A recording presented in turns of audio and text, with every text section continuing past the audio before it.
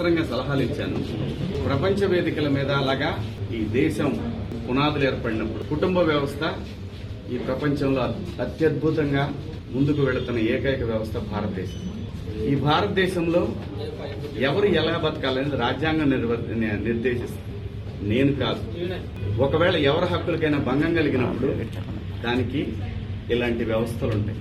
So నాకు అర్థమైంది ఏంటంటే సలహాలు ఇవ్వటం, మంచి మాటలు చెప్పడం మానుకోవాలి. ఎవరిదాడికి తెలుసు ఇక్కడ. అంటే నేను అనేది దీన్ని ఇంతటితో ముగించుదామని, ఈ డిస్కషన్ ఇంతటితో ముగిద్దామని చెప్తున్నా. ఎవరి అభిప్రాయాలు వాళ్ళకి తెలుసు.